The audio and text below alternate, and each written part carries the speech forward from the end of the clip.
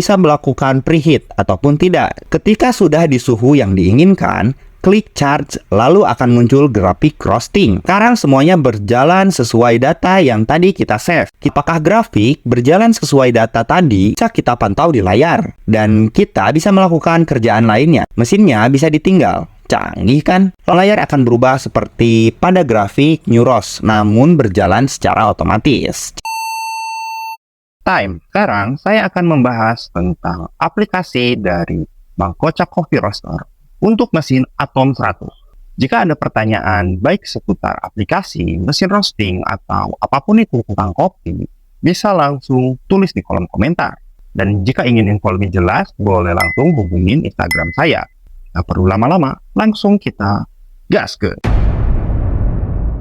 Untuk versi Pro, memiliki semua fitur dan bisa menjalankan semua fitur pada aplikasi, antara lain Neuros, merosting kopi secara manual, lalu grafiknya masuk ke layar handphone atau desktop. Kemudian, hasil dari perumusan roasting itu bisa di-save. Lalu ada fitur Load Roast, adalah pengulangan roasting memakai data yang tadi di-save pada Neuros. Lalu, kita bisa memilih dua fitur di dalam Load Roast untuk diikuti datanya, yaitu Follow Power dan Follow Bean Temperature. Untuk mendapatkan presisi yang lebih bagus, saya sarankan menggunakan follow power, karena data ini akan mengikuti power yang kita gunakan sebelumnya. Untuk follow bean temperature bisa dilakukan, namun karena mesin ini menggunakan energi listrik, menurut saya pribadi lebih konsisten menggunakan follow power. Kemudian, fitur roast by plan, yakni kita bisa merosting dengan cara memasukkan planning power dan airflow dari awal ke aplikasi. Lalu, sistem dan mesin akan menjalankan perintah yang kita input, sehingga berjalan secara otomatis. Dan untuk versi manual hanya bisa memakai fitur manual saja menggunakan menu Neuros, dan grafik tetap ada muncul tapi gak bisa di save. Oke, kita akan lanjut ke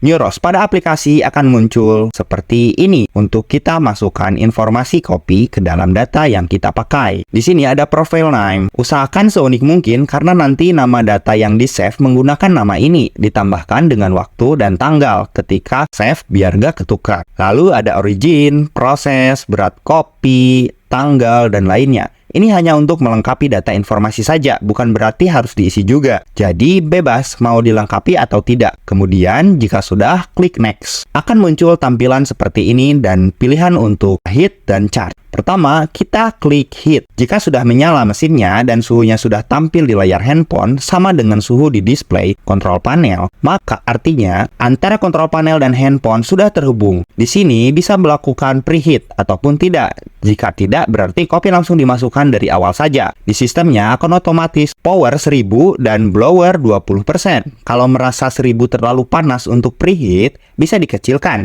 Saya biasanya tetap di 1000 dan blower saya naikkan ke 30%. Ketika sudah di suhu yang diinginkan, klik charge, lalu akan muncul grafik roasting. Nah, disinilah kita bisa melakukan roasting. Terserah mau seperti apapun caranya. Nanti silahkan kalibrasi sendiri di rumah masing-masing.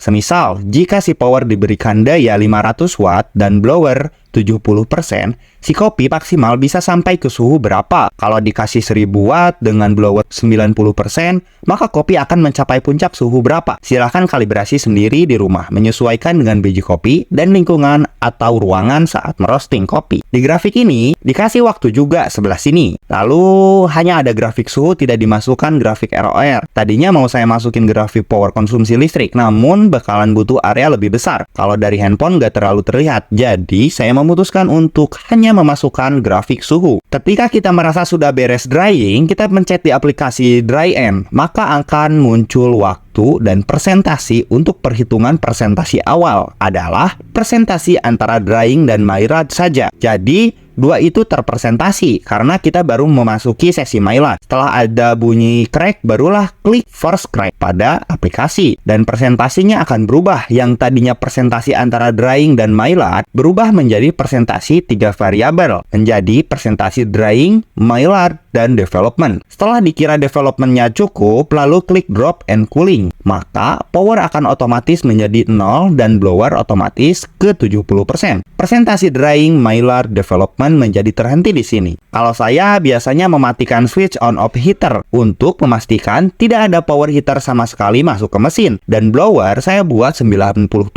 atau maksimal agar proses cooling menjadi cepat. Pada saat cooling, masih terlihat suhu biji kopi. Di sini kita juga bisa memilih ingin menghentikan cooling di suhu berapa sesuai yang kita inginkan. Dan ketika sudah sesuai seperti yang diinginkan, lalu tekan done pada aplikasi untuk memilih apakah data barusan akan disimpan atau tidak.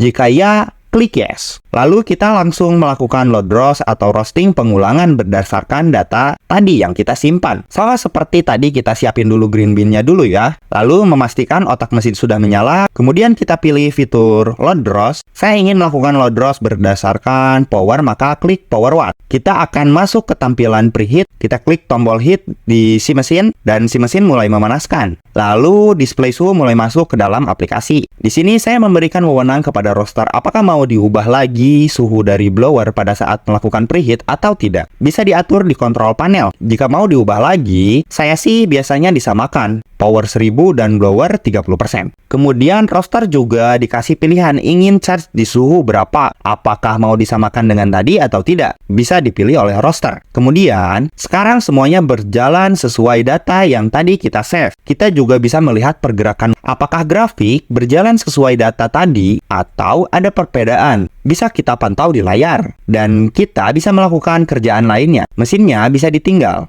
Canggih kan? Lalu, fitur terakhir adalah Roast by Plan, di mana fitur ini adalah kita membuat plan yang akan kita gerakan secara otomatis. Tampilannya seperti ini. Di sini ada waktunya. Power mau di berapa dan blower mau di berapa. Lalu bisa dimasukkan lagi perintah lainnya di sini.